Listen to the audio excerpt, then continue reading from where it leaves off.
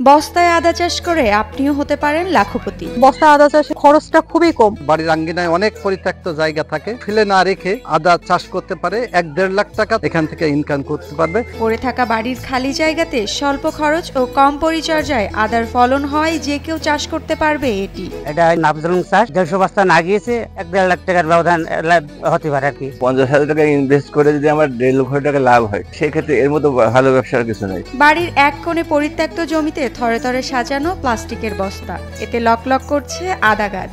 আগামী ডিসেম্বরের মধ্যে এসব আদা আহরণ করা হবে। প্রতিটা বাড়িতে যদি 10 বস্তা করে লাগাই, তাহলে তার 1 বছরের আদা আর কিনা লাগবে না। ভালোভাবে চাষাবাদ করতে পারি, তাহলে প্রতি বস্তায় আমরা 2 থেকে 3 কেজি ফলন আশা করতে পারি। কৃষি বিভাগের মতে নারীরা এই আদা চাষে স্বাবলম্বী হতে পারবে এবং একটি বস্তা থেকে এক মৌসুমে 2 থেকে 2.5 কেজি পর্যন্ত আদা পাওয়া যাবে। সেই হিসেবে 100 বস্তা আদা চাষ করলে পরিবারের চাহিদা মিটিয়ে বাড়তি আয় করাও সম্ভব। এটা কৃষকের জন্য অত্যন্ত লাভজনক এবং বাড়িতে দেখা যায় কিছু অব্যবহৃত অনুৎপাদনশীল জমি থাকে, সেই জমিগুলোতে যদি কৃষক আদা চাষ করে তাহলে বছর শেষে দেখা যায় যে কৃষকের নিজস্ব পারিবারিক চাহিদাটা পূরণ করতে সে নিজে সমর্থ হবে এবং কিছু উদ্বৃত্ত থাকলে সেটা সে বিক্রি করেও কিছু আর্থিক সহায়তা পাবে। নিজেদের চাহিদা যেমন পূরণ করতে পারবো, পাশাপাশি আমরা বিদেশেও রপ্তানি করতে পারবো। সঠিক প্যাড আর সঠিক তথ্য দিয়ে এসব সামলে নিব এক হয়ে। Mona Lisa sanitary napkin. চুয়াডাঙ্গায় সরকারি ও বেসরকারিভাবে এভাবেই প্রান্তিক চাষীদের বস্তায় আদা চাষে উদ্বুদ্ধ করা হচ্ছে। সদর উপজেলায় এবছর